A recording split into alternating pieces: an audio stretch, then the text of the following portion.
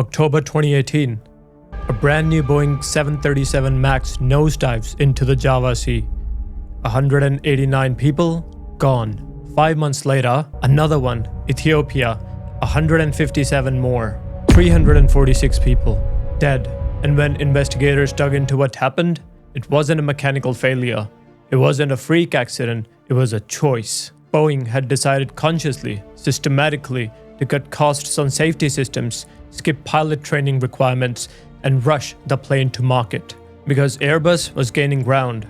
Because shareholders wanted returns.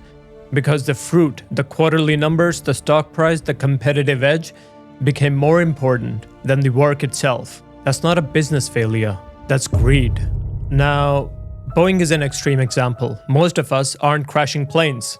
But the pattern underneath what happened at Boeing, that pattern is running in almost every ambitious person I know, including myself. It's the pattern of doing good work, genuinely skilled, genuinely valuable work, and then slowly, without noticing, letting the reward become the reason.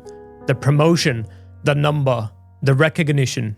While ambition, which starts clean, gets corrupted, and what the antidote is. I'm Suraj. I connect neuroscience, psychology, and philosophy to find ideas that actually help you grow. And today, I want to share the way to protect your ambition, to keep your work alive, isn't to hold on tighter, it's to offer it, give it away, dedicate it to something beyond yourself.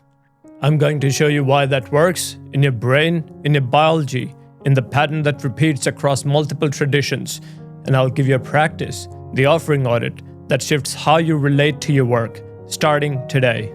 There's a concept in ancient wisdom, and it goes like this. If you achieve something through your work, your effort, your skill, your time, and you consume the result entirely for yourself without dedicating any of it back, you're a thief. A thief, not a selfish person, not someone with bad habits, a thief. And my first reaction was, wait, what? I earned this. I put in the hours. The contract is simple, work hard, get rewarded. That's the whole game. But actually sit with it for a second, because I think there is something buried in that word that goes way beyond morality. And the only reason you work is the reward, the promotion, the check, the likes. Two things start to break. And they break quietly. First, you become fragile. The reward doesn't come, or it comes smaller than you expected, and everything collapses. Not because the work failed, but because the work had no meaning without the expected reward. You weren't doing something, you were running a transaction. And when the transaction doesn't pay out, there's nothing left. Second, and I think this one is more dangerous, the work itself degrades. When you're chasing the fruit, you start optimizing towards the fruit and away from the craft itself. What's the minimum I need to do for the maximum return? That's not art, that's trading, and everyone around you can feel it. Even if they can't name it, the work gets thinner, more calculated, less alive. The ancient framework goes even further. Even God, the force that created and sustains everything, still does its work. Not for gain, not for recognition, because the work itself is what keeps reality running. If that force stopped, everything would collapse. And that reframe, that's the whole thing. Work isn't a transaction with the universe, it's a contribution to it. Now, there are 3 types of offering, and this is where it links to the last episode, episode 8. Sattvic offering. You do the work because it's your duty, because the work itself matters. No expectation, no scorecard. You offer it the way a tree offers shade. Not because someone's watching, but because that's what the tree does. Rajasic offering. You give, but you're keeping a scorecard underneath. I'll be generous because it comes back to me. I'll put in the work because people notice. The giving is real, but the motive is transactional. There's a receipt attached. And tamasic, careless, resentful, throwing money at a problem to make it go away. Going through the motion of generosity while resenting every second. Charity that doesn't care where it lands. And here's something I think people get wrong about offering. When we hear the word giving, most of us picture money, material things, the donation, the charity check, the big visible gesture. But that's the shallowest version of it. Giving is also knowledge. Teaching someone something you know, without charging for it, without needing credit. Giving is time. Sitting with someone who is struggling and actually being present instead of half looking at your phone. Giving is energy, showing up with genuine care for a cause that doesn't benefit you directly. And it can be quiet. So quiet, nobody notices. Watering a dried plant in a neglected corner, putting a vessel of water outside your house on a hot day for the birds, or picking up something that fell off the shelf in a shop where nobody's watching. These aren't grand gestures. They're not materially fancy, but they're offerings because the intention behind the act is what makes it an offering, not the scale. A 5-minute conversation where you genuinely help someone think clearly. That's a sattvic offering. Sharing a book that changed your life with someone who needs it. Offering. Spending an afternoon cleaning up a local park, not for a photo, not for a post, just because the space matters. That's as real as any donation. Be honest with yourself. Which one are you operating in most of the time? There are 3 doors of self-destruction: lust, greed, and anger. And in this series, we keep circling back to the same principle. Extremes destroy balance. Anger is an extreme of emotion. Lust is an extreme of desire. And greed? Greed is an extreme of taking. But greed is the quiet one. It doesn't look like a vice. It looks like the ambition. It looks like more. More revenue, more output, more followers, more proof that you're enough. And I think that's a critical insight. Greed doesn't start as greed. It starts as a question that never got answered. Am I enough? Because think about where greed actually originates. Not in strength, not in confidence. Greed comes from lack. A scarcity mindset. The belief, sometimes so deep you can't even articulate it, that there isn't enough. That if you don't take more, someone else will take it from you. That the universe is a zero-sum game and your job is to grab what you can before the window closes. There's a saying that's been around for decades. The earth has enough for everyone's need, but not enough for everyone's greed. Think about that. The earth, the actual planet, has enough. Enough food, enough water, enough land, enough resources for every living being to sustain itself. The scarcity isn't in the supply, it's in the taking. The moment someone takes more than they need, and then more, they create the very scarcity they were afraid of. Not just for others, for themselves. Because now they have to protect the access, guard it, worry about losing it. The abundance they hoarded becomes a prison they have to maintain. And when that lack mindset is the operating system, your work becomes extraction. It doesn't matter how talented you are, how skilled, how creative. If the underlying motivation is, I need to take it before it runs out, the work will be contaminated by that energy. It becomes exclusive. It hoards. Offering is the opposite architecture. Offering doesn't come from lack, it comes from abundance. From the deep, usually unconscious belief that there is enough. That giving doesn't deplete you, it circulates like a river. Actually, let me stay with that, because I think the river is the whole metaphor. A river flows. It moves through landscape, serves everything it touches. Villages drink from it. Ecosystems depend on it. It irrigates fields, carries nutrients downstream, it gives indiscriminately. Not to specific people, not for a reward, it gives because flowing is what a river does. And as long as it flows, the water stays clean, alive, oxygenated. Now, picture someone who dams that river, diverts the water into a private reservoir, walls it off, keeps it for themselves. What do you think happens to the water? It stagnates. It loses oxygen. Algae blooms. The quality degrades. The thing that was life-giving becomes poison. Not because the water changed, but because it stopped moving, it stopped flowing. It stopped flowing through the system it was meant to serve. That's greed. Not a moral failing, a design failure. You took something that was meant to flow and you trapped it. And in trapping it, you destroyed the very quality that made it valuable. And once you see this, you start seeing it everywhere. Look at nature. Actually, look at it. A tree doesn't charge for shade. It doesn't calculate who deserves the oxygen it produces. It takes sunlight and water and gives back breathable air, fruit, shelter. Indiscriminately. The sun doesn't invoice the earth for light. Nature shares value ecologically and in harmony. That's their entire function. And they've sustained life on this planet for billions of years by doing exactly that. Now, look at what happens when humans impose greed on these systems.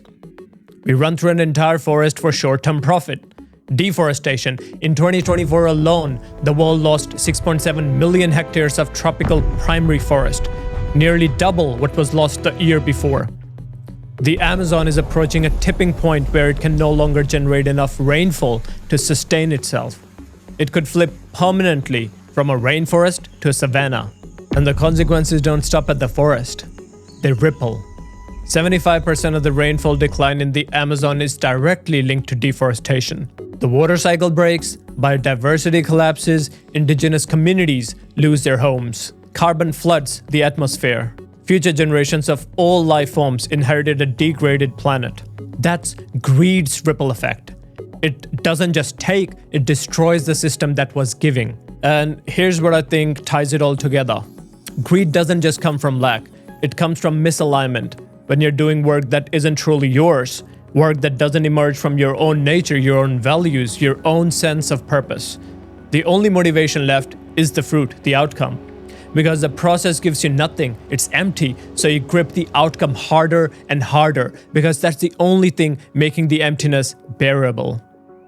But when the work is yours, when it flows from your core, from what you genuinely care about, from what the Bhagavad Gita calls your swadharma, your own nature's duty, greed doesn't get a foothold. Because the process itself feeds you. The work is the reward. You don't need to hoard the fruit when the act of creating is the nourishment. Adam Grant, an organizational psychologist at Wharton, found the data that backs this up. He studied givers, takers, and matchers in professional environments. The takers, the extractors, they succeeded fast and collapsed faster. People stopped trusting them. Collaboration dies.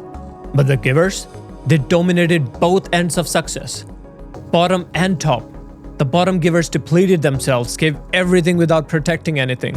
The top givers, Grant calls them otherish, gave generously but sustainably, like a river with a strong current. They weren't martyrs, they were systems that flowed. So I looked into the biology, because if this is just philosophy, fine, it's beautiful philosophy, but it's not. When you genuinely give, not performatively, not for the Instagram post, your brain's reward centers light up. Same areas activated by food, by connection, by things your body treats as essential for survival. Dopamine and oxytocin flood together. Researchers call it the helper's high. It's a measurable neurochemical event happening in your body. Another study, Jack and colleagues, found that administering oxytocin made participants 80% more generous than placebo. 80%. And this generosity itself produced more oxytocin, a feedback loop. Your biology literally designed a cycle that rewards giving. Elizabeth Dunn at UBC ran something even simpler, gave people $5. Half spent it on themselves, half on a stranger. By evening, the people who spent on others were measurably happier. $5 on someone they'd never meet again. And this is the part that maps perfectly onto what we have been talking about. The effect was strongest when 3 conditions were met. The person could see their impact, they felt genuine connection, and they chose freely. Not by guilt, not by obligation, freely. That's Sattvic offering, verified by brain scans. And it shows up across every tradition that's looked seriously at human flourishing. In Buddhism, the very first of the 6 perfections on the path to enlightenment is dan, generosity. Not meditation, not wisdom, generosity first. Because you can't begin the spiritual path while your fists are clenched around what's yours.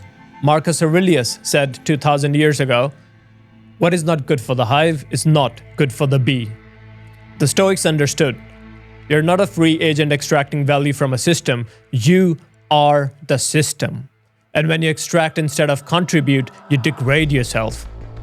The Gita, Buddhism, Stoicism, and your own nervous system, same conclusion. You're built to flow, not to hoard. Alright, let's get practical.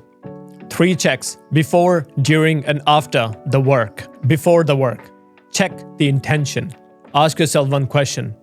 Who is this for? Am I writing this to look good or to help the person reading it? Am I building this because I genuinely care about the outcome for others, or because I'm chasing the number that proves that I am enough? And the answer might be mixed. That's fine. Probably will be. The point isn't purity. The point is awareness. You have a choice. You can let it run, or you can come back to the work. Second, during the work, offer the process, not just the product. Most people think offering means giving away the result, the donation, the big gesture at the end. But the deeper practice is offering the process, purifying how you work, not just what you produce. Can you sit in a meeting and actually listen instead of waiting for your turn to be impressive? I think the funny part is the ego doesn't want just the fruit. It wants to be seen planting the seed. Offering the process means letting go of that performance, doing the work like nobody's watching, because the work itself is the offering. And finally, after the work, release the outcome. You did the work, you gave it everything you had, now let the result be what it's going to be. Let it flow. This isn't apathy. Apathy is tamas, toxic.